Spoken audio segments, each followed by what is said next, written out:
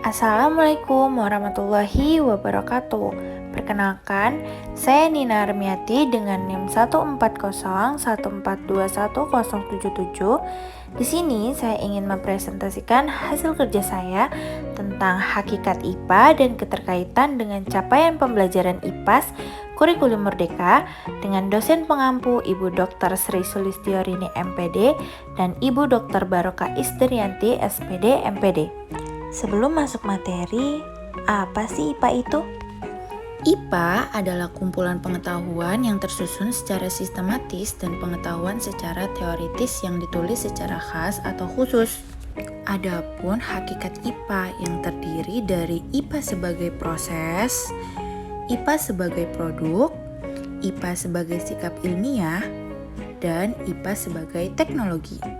Selanjutnya ada IPA sebagai proses. IPA sebagai proses merupakan suatu strategi atau cara yang dilakukan oleh para ahli dalam menemukan berbagai hal sebagai implikasi adanya temuan tentang kejadian atau peristiwa lain, di mana setiap prosesnya terdapat proses berpikir kritis dalam memecahkan suatu masalah yang ada di lingkungan. Adapun keterampilan dalam proses IPA terbagi menjadi dua, yaitu ada keterampilan proses dasar dan keterampilan proses terintegrasi. Selanjutnya ada IPA sebagai produk. IPA sebagai produk merupakan kumpulan hasil kegiatan dari para ahli yang menghasilkan berupa fakta, data, konsep, prinsip, dan teori-teori, di mana hasil yang berupa fakta yaitu kegiatan empirik, sedangkan data, konsep, prinsip, dan teori merupakan hasil kegiatan analitik. Selanjutnya ada IPA sebagai sikap ilmiah. Sikap ilmiah merupakan sikap tertentu yang diambil lalu dikembangkan oleh para ilmuwan untuk mencapai hasil yang diharapkan, di mana sikap-sikap ilmiah meliputi objektif, tidak tergesa-gesa dalam mengambil kesimpulan, berhati terbuka, tidak mencampur adukan fakta dengan pendapat, bersikap hati-hati, sikap ingin menyelidiki atau keingintahuan yang tinggi.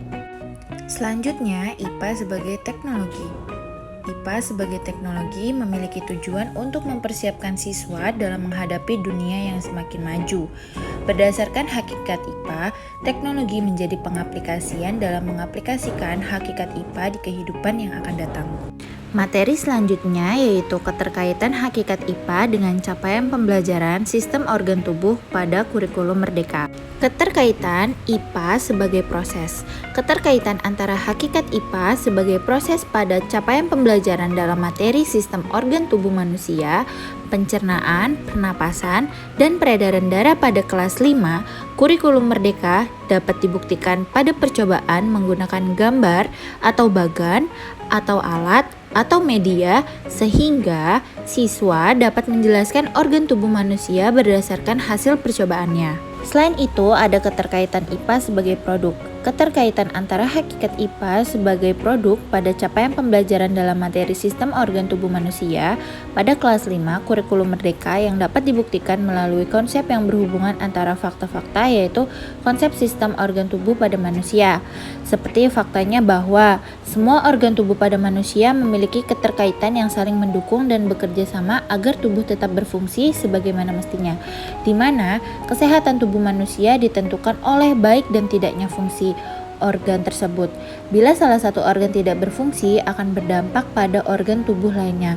Maka dari itu, penting untuk selalu menjaga fungsi sistem organ tubuh agar tetap terjaga.